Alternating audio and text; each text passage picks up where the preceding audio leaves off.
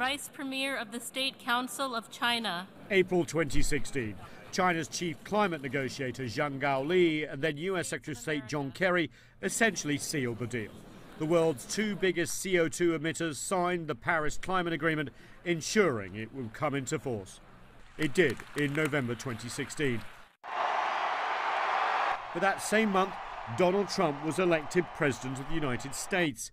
He campaigned on bringing back coal jobs and rolling back regulations on emissions. If he does decide to withdraw from Paris, China and the European Union are vowing to stick with the agreement. If in the next few hours or days the U.S. president leaves the Paris Agreement, then it is Europe's duty to say it's not like that. It's not just about the future of people in Europe. It is above all about the future of people in other places. Any increase in US emissions will mean the world will be far less likely to reach the goal of limiting the rise in global temperatures below 2 degrees Celsius.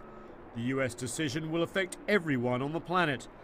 At the G7 summit in Italy last week, European leaders expressed frustration at the emerging US position. Even if the US sticks to the deal, it's unlikely it'll stick to the Accord's ambitious targets.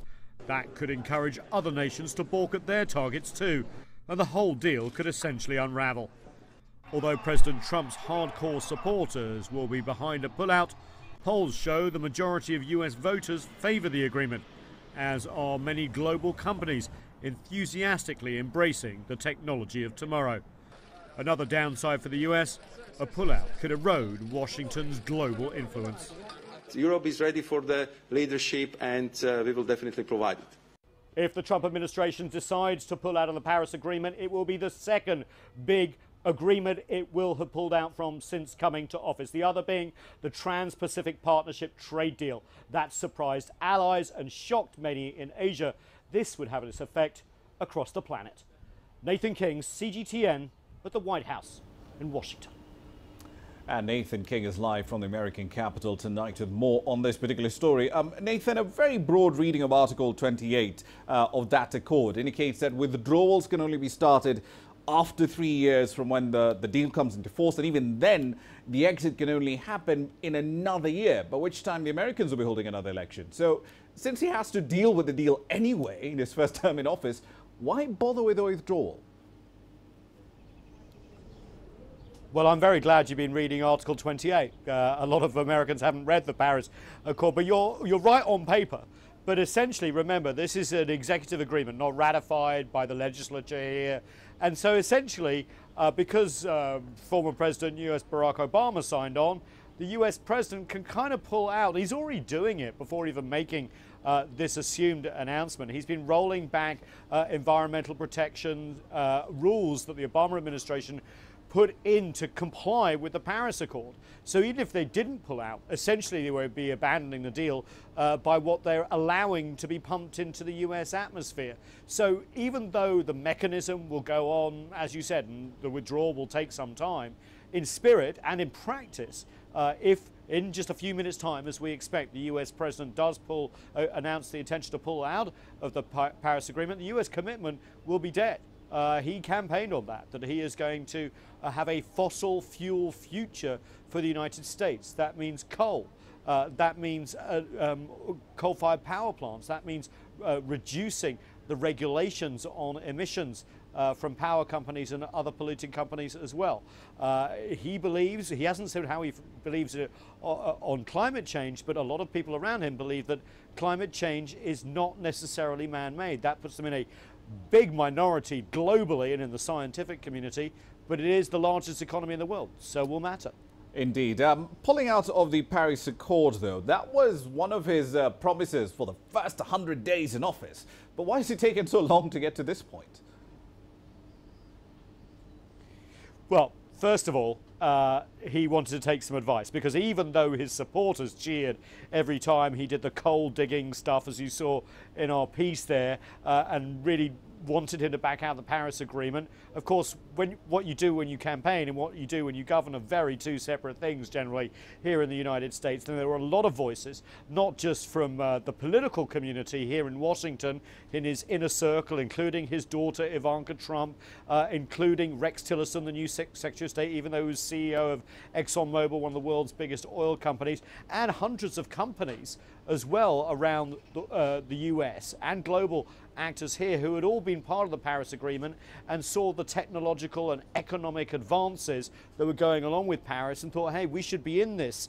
The US is a big innovation nation. Let's get ahead of our competitive rivals like China, for example, when it comes to environmental innovation. It seems he has rejected those arguments.